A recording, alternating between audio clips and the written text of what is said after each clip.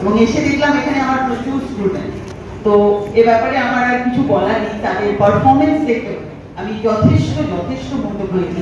যদিও স্কুলেও তাদের পারফরমেন্স নানাভাবে আমি পেয়েছি। আমি একটা কথাই বলতে পারি, it is mainly for the students I say that this soft skill যেটা ওরা আজকে পারফর্মিং আর্ট দিয়ে দেখালো ইজ সো ভেরি ইম্পর্টেন্ট।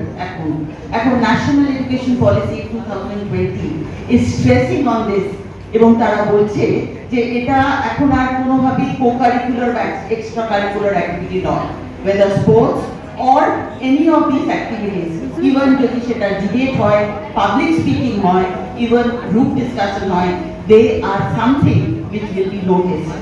এটা পার্সোনালিটি ডেভেলপ করতে হেল্প করে, এটা নোটিস হতে হেল্প করে। This something আমার মনে হয় প্রত্যেকটি বাচ্চার এগিয়ে এসে করা উচিত।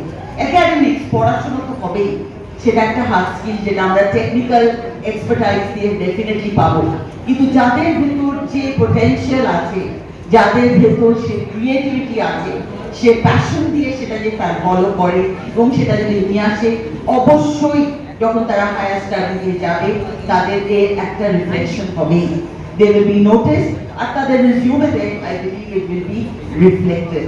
তো এটাকে কোনোভাবেই নেগলেক্ট করার ব্যাপার নয়। যেভাবে কালচারাল অ্যাক্টিভিটিস আমরা এখন প্রমোট করছি, ইট ইজ ডেফিনেটলি খুবই প্রশংসনীয়।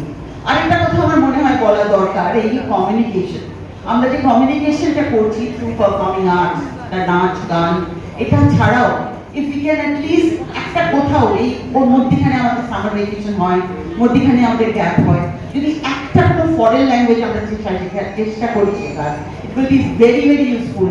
যদি কখনো আমরা ফরেন ইউনিভার্সিটিতে যাওয়ার চেষ্টা করি পড়ার ক্ষেত্রে, English is something known to all, আমাদের দেশে ইংলিশ পড়ানোর রীতি আছে, but if we try in some other country, German, Spanish, and even if required French, যদি একটু আমরা শিখে রাখি বাচ্চাদের specially very helpful for them, কারণ পড়াশোনার জায়গায় medium of communication is very important.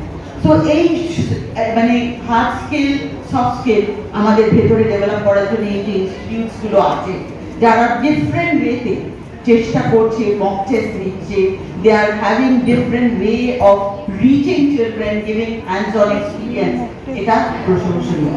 So I am just congratulating the entire group of Rup Sagar Institute, including Dr. Ma'am, to make such an effort, and her endeavor will definitely